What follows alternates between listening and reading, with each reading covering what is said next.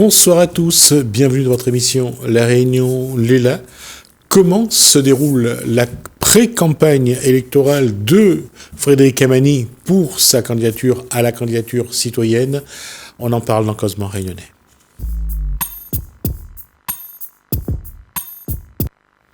Bonsoir Frédéric Amani. Bonsoir Jasmine.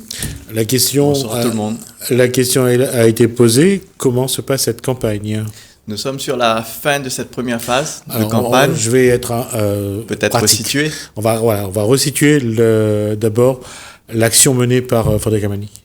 Je me présente au présidentiel 2022 en passant par une première candidature sur la primaire populaire.fr qui est une plateforme, une primaire ouverte à tous les citoyens de France. Voilà. Alors cette primaire, généralement, donc c'est une plateforme donc pour une candidature citoyenne.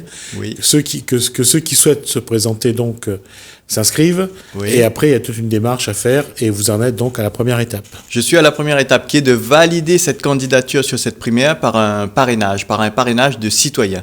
Pas le parrainage des élus qui sera au mois de février, mais le parrainage des citoyens à l'heure d'aujourd'hui, qui consiste à aller sur le site primairepopulaire.fr, www, à cliquer sur « Je parraine », 2 fois même, parce qu'il y a « Je parraine », ça revient sur « Je parraine », à proposer quelqu'un d'autre en termes de candidat. Donc c'est un rond noir avec un point d'interrogation, à s'inscrire. On vous demandera une adresse mail et un numéro de téléphone, et à entrer mon nom, mon prénom, Frédéric Amani, et j'obtiens un soutien comme ça pour valider ma candidature. Il en faut 500, et figure-toi que je suis apparu comme étant proche des 500. D'accord. Donc, entre les 400 et les 500 soutiens, donc il doit me rester une centaine de soutiens. Donc, je fais un appel.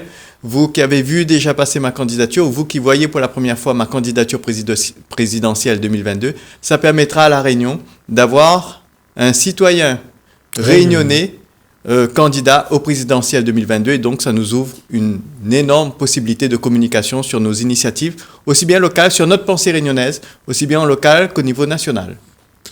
Et sur le terrain, la campagne, j'allais dire, bat son plein, puisque d'abord, Frédéric Amani est tout seul à le faire, apparemment. Alors, qu'est-ce que vous avez fait ce week-end? Ce week-end, j'ai tracté. Je suis passé au marché forain. Saint-Paul, je suis passé aussi à un marché de producteurs à Saint-Pierre. Faire connaître ma candidature, faire connaître la volonté, faire connaître aussi le collectif, c'est-à-dire que nous parlons un peu de ce que nous proposons.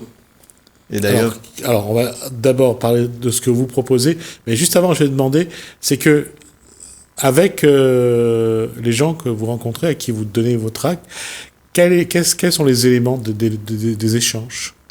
Les éléments sur lesquels nous allons échanger, c'est la... Non. Qu'est-ce que les gens vous demandent pour l'instant, que vous avez rencontré sur le marché forain? Qu'est-ce que vous demandez? Mais vous allez au présidentiel de quoi? La première question est celle-là.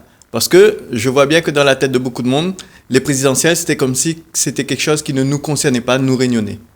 D'accord. Il y a une certaine distance avec la France qui fait que ça ne vient pas automatiquement président de France. D'accord. Voilà. Et quand vous leur dites que vous allez vous présenter à l'élection présidentielle, il y a de la surprise. La réaction. Il y a une certaine surprise. Il y a un bon moment avec certains de sourire, de rigolade. Mais ensuite, quand je leur explique le projet, ils comprennent. Ils comprennent que c'est une possibilité d'ouvrir une voie de communication pour l'île de La Réunion. Ils comprennent que c'est une possibilité aussi de faire entendre nos préoccupations, notamment au niveau de la situation sociale, au niveau de la situation de chômage, tous ces problèmes-là, mais aussi au niveau de la situation écologique française, la problématique globale. Et finalement, on débouche sur des conversations sur lesquelles ces personnes amènent leur rapport. Voilà. Et il n'y a pas eu de personnes qui vous ont demandé pourquoi vous faites ça Si. Et je leur ai répondu. D'accord. Et ça les a rassurés ou ça... À la fin, ils repartent avec... le tract. Voilà, avec le tract et avec les formalités. Il y en a même qui ont fait directement avec moi. D'accord. Donc les procédures de soutien, rapidement, donc ce qui m'a permis de les aiguiller et de les encourager à le faire avec des membres de leur famille ou de leurs amis qui sont sensibles à la cause sociale réunionnaise ou à la cause réunionnaise ou à la cause française.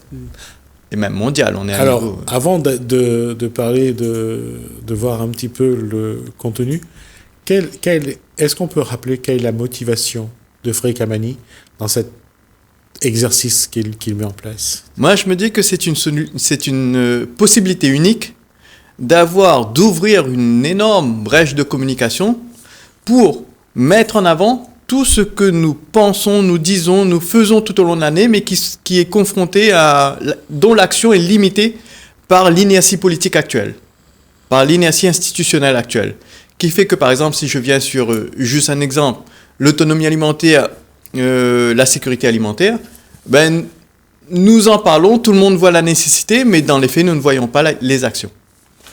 Et cette démarche-là, elle ouvre des perspectives sur quoi? Cette démarche-là, elle ouvre des perspectives, d'une part sur l'influence qu'on amènera dans les prises de décision de politique publique. Ça veut dire, ça nous amènera une influence, nous, citoyens, dans notre vie quotidienne, au final, et dans la configuration de notre environnement, l'amélioration de notre situation. Si nous ne prenons pas, et ça peut aller très très haut, parce qu'une présidentielle, ça nous permet justement d'avoir une audience à un niveau très très élevé. Arriverons-nous au niveau carrément présidentiel, au niveau ministériel? Mais quel que soit, si le chemin il est fait, et ça ne dépend que de nous, si le chemin il est fait, ça nous ouvre vraiment des opportunités de communication dans un premier temps, mais d'action dans un deuxième temps, et notamment sur la période 2022-2027 aussi. Il ne faut pas penser les élections présidentielles comme un coup, comme une occasion unique. Non, c'est toute une période de travail qui s'ouvre pour nous, où je vous invite de 2022 à 2027, pour les poser nos ambitions, mais aussi poser nos actions, et notamment dans les échéances électorales locales. Frédéric Amani, il y a une chose que je vais vous demander, j'espère que ça ne va pas vous blesser non plus, mais est-ce que vous êtes conscient que parfois, pour des gens qui vivent ici, à La Réunion, à 10 000 km de Paris, que c'est pas facile de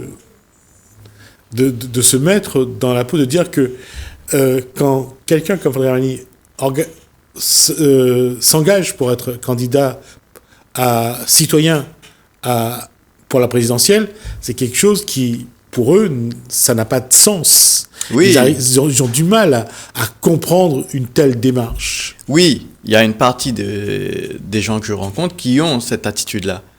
Mais je dirais ce qui est important pour moi, et ce qui est important pour nous, c'est que les gens qui sont sensibles à cette démarche, qui comprennent l'objectif de la démarche, qui comprennent ce dans quoi je souhaite les emmener, dans quelle aventure je souhaite les amener, et dans l'avenir, aussi bien l'avenir à court terme que l'avenir à long terme. Ce qui est important, c'est ces personnes-là qui sont sensibles, qu'eux se mobilisent. Parce qu'on dit souvent, le mal, il arrive aussi par l'inaction de ceux qui comprennent, mais qui ne font rien. Et c'est surtout ces personnes-là. Je crois que c'est Albert Einstein qui disait ça. Albert Einstein, ça a dû être repris par Martin Luther King. Entre autres. Et puis il y a eu aussi un autre... Et on le sait, c'est une maxime totalement vraie. Alors, pour cette phrase qui est pas simple à dire, on dit toujours que ce n'est pas ceux qui font du mal qui détruiront la terre, mais ceux qui regardent et qui ne font rien. C'est ça.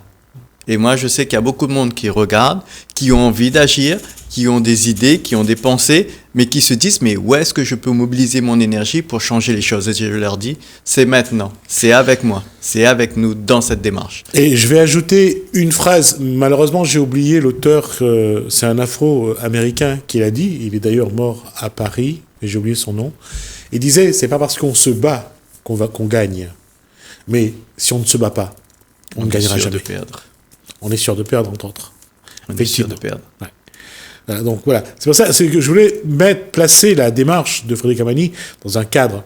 Parce que la seule chose qui risque de lui arriver... Je reprendrai ma vie. Non, c'est de gagner. La seule chose qui risque de lui arriver, c'est de gagner quelque chose. Oui, oui. Et Nelson Mandela le disait toujours, je ne perds jamais. J'apprends. Soit je gagne, soit j'apprends. Ouais. Mais la possibilité de gagner, elle est réelle. Ouais. Ce ne sont que des mathématiques et nous sommes les plus nombreux.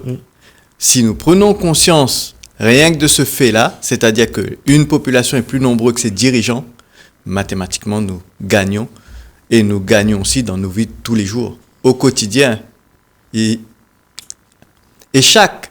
en fait, c'est la somme des actions individuelles qui fait que. Donc, chaque individu que vous êtes, j'ai envie de vous inviter à vous positionner. Alors, je vais quand même reprendre ce que je viens de dire. Soit je ne perds jamais, soit je gagne, soit j'apprends. Alors, j'espère que c'est pas Gandhi qui l'a dit, parce que dans ce cas-là, je me serais trompé quand même pas mal.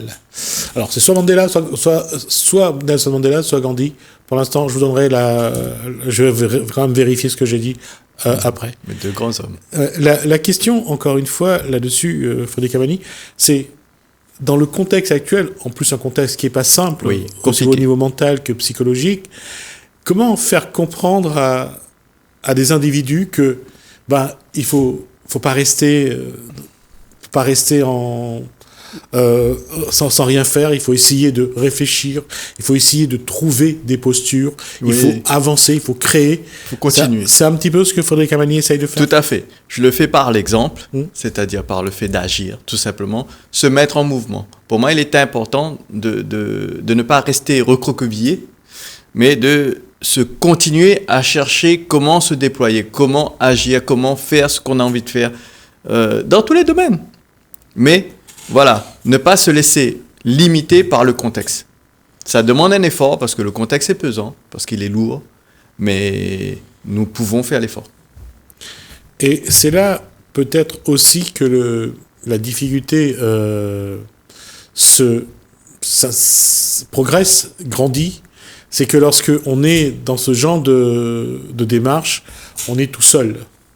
Le départ est Je ne me sens pas tout seul. Je te dirais sincèrement, Jesmi, que je ne me sens pas tout seul. Oui.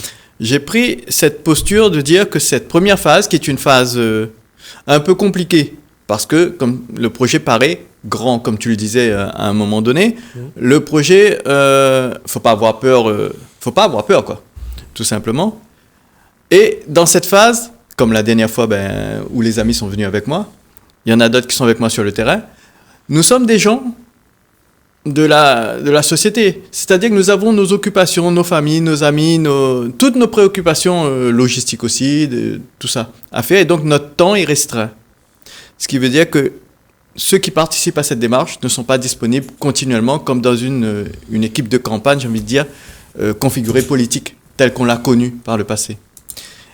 Et je ne me sens pas tout seul parce que j'ai toujours du soutien tous les jours, régulièrement, des gens qui m'appellent ou des gens qui viennent me voir, ou tout simplement des gens avec qui échanger, mais qui participent aussi, qui préparent. D'ailleurs, je remercie 2 personnes qui se reconnaîtront, qui m'ont préparé, pour l'un une page Facebook de communication et pour l'autre un site web. Et ça se fait tout ça. Aujourd'hui, est-ce que le public réunionnais est mieux au courant de la démarche? Est-ce que cette démarche est mieux comprise? Où en est l'information et la communication? La démarche est mieux comprise. Il me semble que aujourd'hui, les gens que je rencontre ont entendu parler d'un Réunionnais qui allait au présidentiel. D'ailleurs, il y a un deuxième, même un troisième, que j'ai vu dans la presse en début de semaine. Donc, ça commence à faire son bonhomme de chemin et les gens connaissent. Par contre, ils ne connaissent pas la procédure. Ils confondent souvent la procédure de soutien en pensant que c'est des soutiens d'élus. Et ça, il y a une incompréhension à ce niveau. C'est pour ça qu'il est important de préciser que c'est des soutiens de citoyens dont nous avons besoin. C'est une démarche d'abord citoyenne. C'est une démarche citoyenne. Je suis un candidat sans étiquette, donc non lié au parti. Ce qui va nous donner, ce qui me donne déjà une grande possibilité de solutions, de diversité de solutions, de possibilités et d'actions. Quelle va être la prochaine démarche? La prochaine démarche va être d'informer sur le contenu, sur notre orientation, qui est une orientation qui se veut en rupture par rapport à ce qui était proposé et qui est proposé actuellement. Est-ce qu'on peut avoir quelques grandes lignes? Alors, concernant l'île de la Réunion et même les Outre-mer en général, par rapport au décalage que nous avons concernant les indices INSEE, taux de chômage, on est pratiquement, ils sont à 10%, on est à 30%, de 25-30%.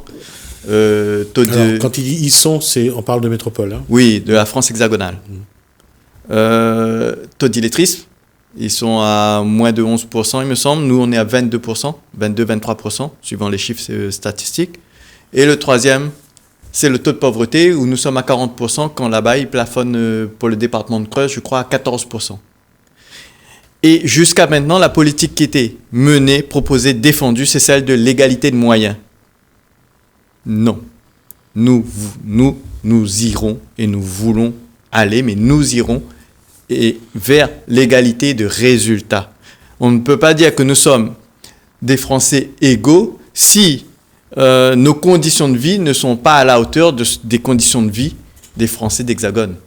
Et c'est le cas aujourd'hui. Donc, nous dire qu'on va nous donner les mêmes moyens des Français d'Hexagone, alors que nous avons des conditions beaucoup, beaucoup plus compliquées, à mon avis, n'est pas à la hauteur d'une politique nationale. C'est clairement pas à la hauteur d'une politique nationale. Une politique nationale doit avoir à cœur de traiter tous ces territoires de la même manière et aussi de faire en sorte que tous ces territoires soient au même niveau. Et actuellement, il y a une énorme discrimination pour les Outre-mer. La Réunion et tous les autres Outre-mer. Mayotte, Guadeloupe et tout le reste. D'accord. Donc, voilà une orientation très forte que nous prenons. Mais cette orientation très forte, elle doit aussi porter des projets pour essayer de rétablir ce déséquilibre. Tout à fait. Quels vont être les éléments sur lesquels vous allez travailler, vous allez essayer de construire un projet autour? Nous restons toujours sur l'égalité. Ce qui va être important de comprendre par rapport au programme que nous allons mener, c'est que nous sommes sur un principe d'égalité entre tous citoyens français. Ce qui veut dire qu'aujourd'hui, au niveau des ressources, au niveau de la fiscalité qui nous est appliquée, au niveau des impôts, il y a énormément de disparités au niveau national. C'est-à-dire nous avons des régimes d'impôts qui privilégient certains et favorisent d'autres, qui sont en plus, j'ai envie de dire, contre-productifs. Parce que nous perdons de l'argent, le pays perd de l'argent, et d'autre part, cet argent perdu ne permet pas de déployer des politiques de rattrapage, ne permet pas de déployer des politiques qui permettraient de résoudre les problèmes que nous avons.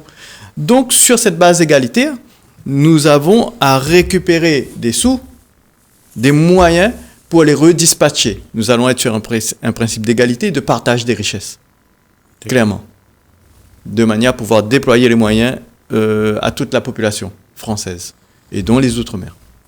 Est-ce que aujourd'hui, de par la structure des institutions, pour parvenir à avoir un peu plus de marge de manœuvre, il est besoin de revoir les institutions? Oui, nous avons besoin de revoir les institutions pourquoi ?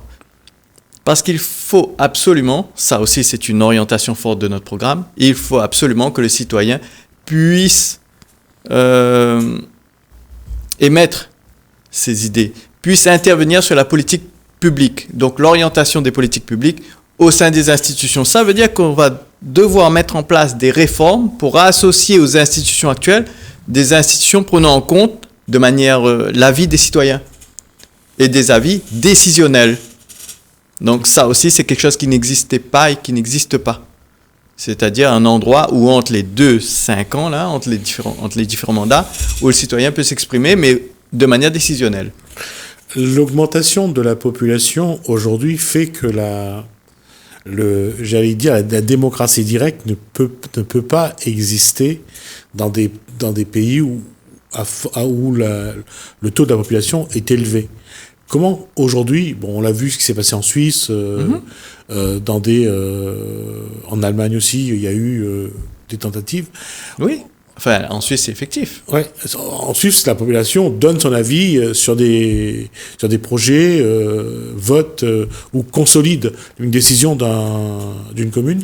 Non, la population émet aussi des propositions qui vont ensuite être évaluées par le reste de la population. Donc, c'est le référendum d'initiative citoyenne qui existe, qui est un processus où les citoyens sont décisionnels et qui se déploient à l'échelle du pays. Oui, mais ça a montré ses limites, c'est ça Ah, tout à fait. C'est-à-dire il y a différents outils pour faire en sorte que les citoyens interviennent dans la politique publique, interviennent dans les décisions du pays. Il y a différents outils, il y a différents moyens. Et nous n'allons pas... Ces moyens sont à notre disposition, nous les connaissons aujourd'hui. Le référendum d'initiative citoyenne, le tirage au sort, les jurys citoyens, il y a un ensemble d'outils, il y en a d'autres encore. Hein. Tout ça doit être comme un couteau suisse. un apanage technique pour faire en sorte que, suivant le cadre géographique, c'est-à-dire qu'on ne va pas décider pour une commune à l'échelle de la nation. Ouais. On va décider à l'échelle de la nation des problématiques qui concernent tout le monde. Ouais. Mais on peut avoir, et ça se fait à la carte, pour les différentes institutions que nous avons, les communes, les départements, les régions et les pays, chacun les EPCI aussi, chacun son cadre d'intervention des citoyens, de la population dans la problématique posée. Définir le cadre de la problématique et définir les moyens d'y répondre en y associant les populations de manière décisionnelle.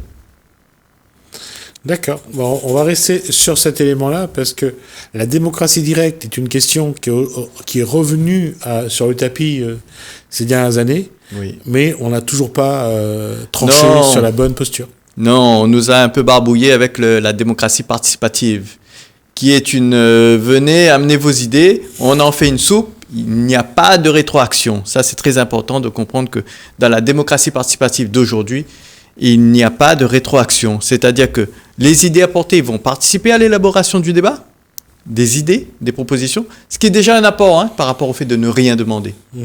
C'est ce qu'on appelle la consultation citoyenne. C'est déjà un apport. Mais toute la prise de décision se fait sans le citoyen après. Donc son avis, on le prend ou on ne le prend pas, on le transforme ou on ne le transforme pas. Et ça, c'est pour moi une sorte de manipulation. Ce n'est pas une démocratie au sens démocratie. D'accord. Merci Frédéric Camani pour ces explications. Merci à vous de nous avoir suivis. Merci François. Je vous dis à bientôt.